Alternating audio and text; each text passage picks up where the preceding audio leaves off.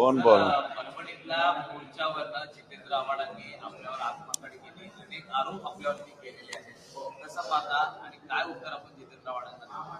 मी जितेंद्र आव्हाड साहेबांना अगोदरच उत्तर दिले. मुळात परभणीची ही घटना झाल्याच्या नंतर मी स्वतः पहाटे 2:30 वाजता त्या सोमनाथ सूर्यवंशी हे माझ्या आष्टीचे नगराध्यक्ष आहेत, वडार समाजाचे, त्यांचे ते नातेवाईक आहेत. नातेवाईक असल्यामुळं मी त्यांना तिथे भेटायला गेलेलो आहे. विजय वाकोडे साहेब यांच्या कुटुंबियाची भेट घेतली. तिथे रवी सोनकांबळे साहेब माजी महापौर यांची आणि जवळपास 500 ते 600 लोकांची भेट मी त्या ठिकाणी घेतली आणि त्यांचं सांत्वन करण्याचं काम मी स्वतः तिथं जाऊन केलेलं आहे. बाकीच्या लोकांनी कोणी केलंय का नाही मला काय माहिती नाही. तुम्ही जी भूमिका मांडली त्यामुळे असं टीका होते की सुरेश धस या 2 प्रकरणांमध्ये वेगवेगळी भूमिका घेतात, संतोष देशमुखला वेगळी आणि सोमनाथ सूर्यवंशीला वेगळी, अशा 2 भूमिका दिसतात. अजिबात नाही. प्रत्येक मोर्चामध्ये मी संतोष देशमुख यांची जी बाजू मांडलेली तेवढ्याच प्रखरतेनं सोमनाथ सूर्यवंशी यांची सुद्धा बाजू परखडपणे मांडलेली आहे. आणि सोमनाथ सूर्यवंशीच्या बाबतीमध्ये जे बोरबांड सस्पेंड केलेले आहेत त्यांना रिमूव्ह फ्रॉम सर्व्हिस करा अशा प्रकारची मागणी सुद्धा मीच केली.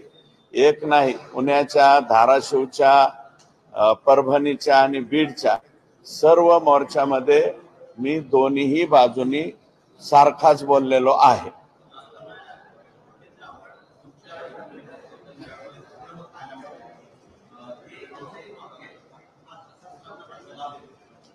हे पहा, जे त्या ठिकाणी मोर्चेकरी होते, मोर्चेकऱ्यांच्या संमतीने मोर्चा मिटवणं योग्य का अयोग्य?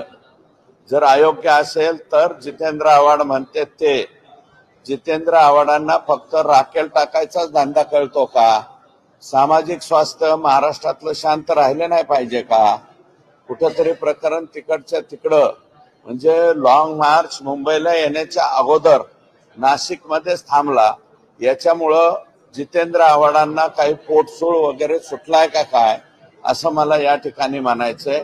आणि जितेंद्र आव्हाड साहेब, तुम्हाला स्वतःला वाटत असेल की तुम्हीच फक्त फुले शाहू आंबेडकर वादाचे ठेकेदार आहात, तसं नाही. आम्ही सुद्धा त्याच विचाराचे आहोत, त्याच विचाराने चालतो आणि हे कुठंतरी प्रकरण थांबलं पाहिजे.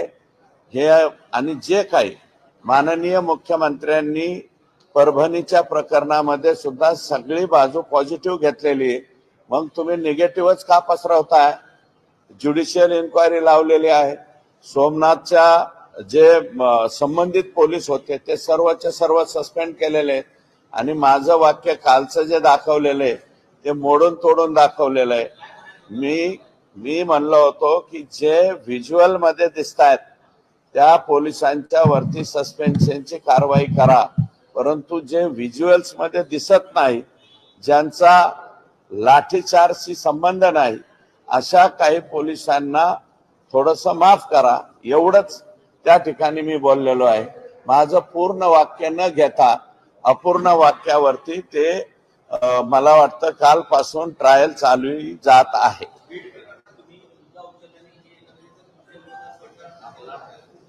100% बीड प्रकरण मी उचललंय आणि परभणीचं प्रकरण सुद्धा मीच उचललं. माननीय मुख्यमंत्री महोदयांनी जी सभागृहामध्ये जाहीर केलं ना, जे बीडच्या प्रकरणात जाहीर केलं तेच तिथेही जाहीर केलं. माननीय मुख्यमंत्र्यांनी सोमनाथ सूर्यवंशी यांच्या कुटुंबियांना 10 लाखाची मदत जाहीर केली. त्याच्यानंतर वाकोडे साहेबांच्याला 5 लाख रुपये मदत जाहीर केली.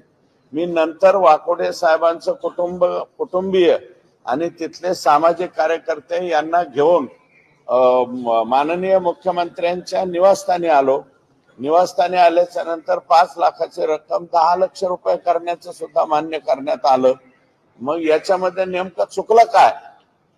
निगेटिव्ह भूमिकेमध्ये मला घेऊन चाललाय तुम्ही.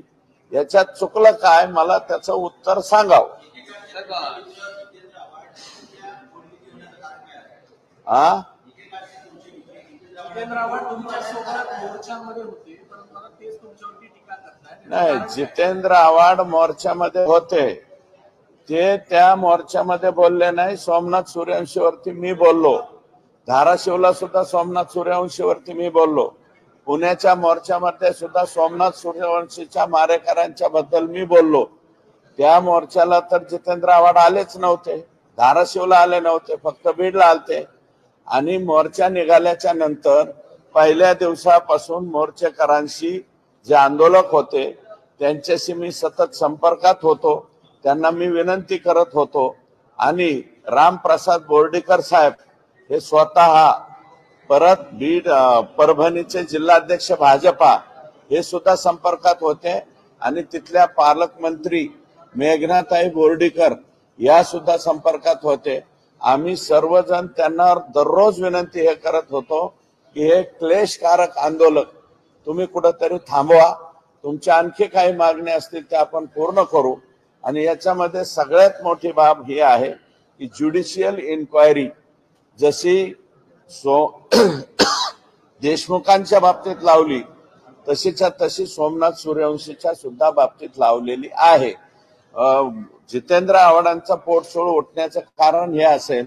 मग जितेंद्र आव्हाड साहेब, माझं तुम्हाला आव्हान आहे, सोमनाथ सूर्यवंशी बद्दल आणि परभणीच्या प्रकरणाबद्दल तुम्हाला फारच जर काही वाटत असेल तर तुम्ही लाखाचा मोर्चा काढा ना, ठाण्यामध्ये काढा, मुंबईला आणून मोर्चा काढा. ते करत नाहीत तुम्ही. आणि मोर्चात येतात, मुंबईच्या मोर्चात आले आणि अक्षय शिंदेचे गुणगान गाऊन माघारी गेले. अरे त्या लेकराच्या आईवडिलांना किंवा लेकराला काय वाटलं असेल, अक्षय शिंदेचे गुणगान गाणाऱ्यांकडून दुसरी काय अपेक्षा करायची.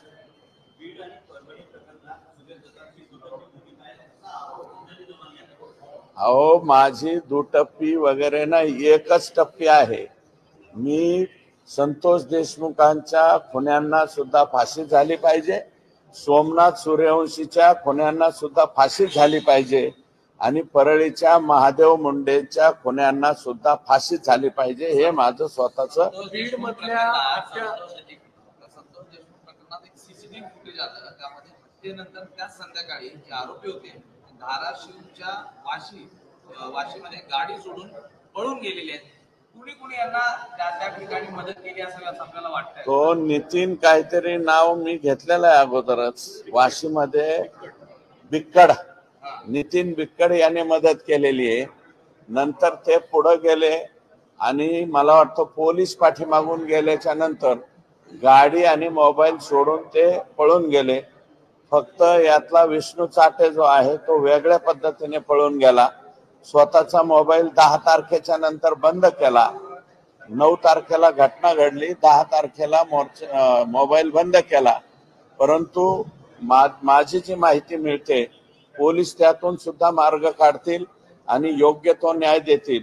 याच्यामध्ये बीडचा तपास सुद्धा एसआयटीचा अतिशय योग्य चाललेला आहे आणि परभणी प्रकरणाचा सुद्धा तपास योग्य चाललाय असं माझं मत आहे. महादेव मुंडे हत्या प्रकरणाच्या संदर्भात काय अपडेट आहे? तुम्ही महादेव मुंडे प्रकरणामध्ये सुरुवातीला ते 15 महिने तपासच झाला नाही.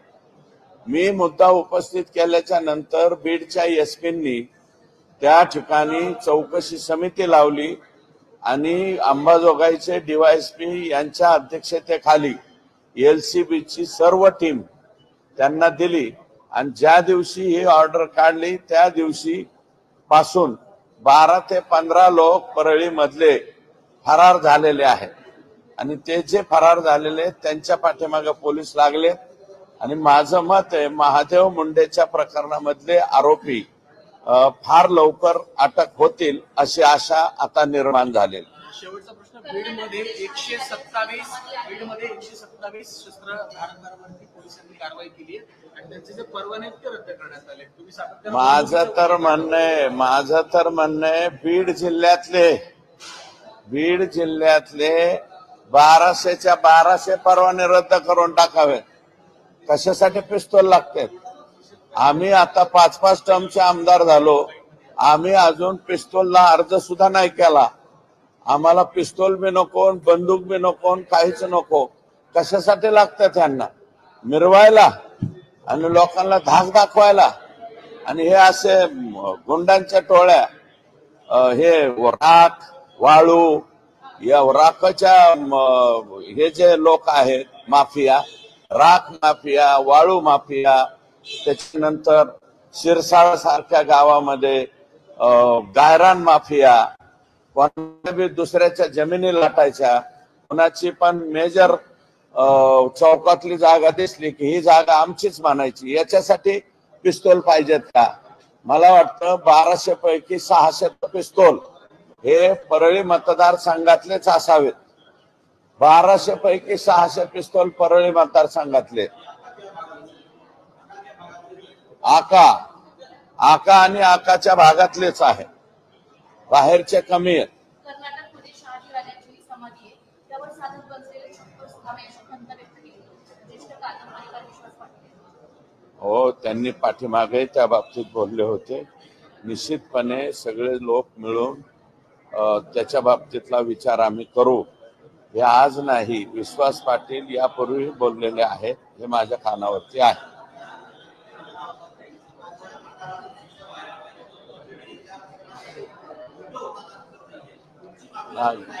लागेल, तपास चालू आहे, शांतता, कोर्ट चालू आहे ना, तसं शांतता घ्या.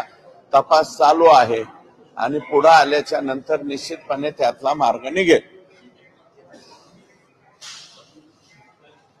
बस.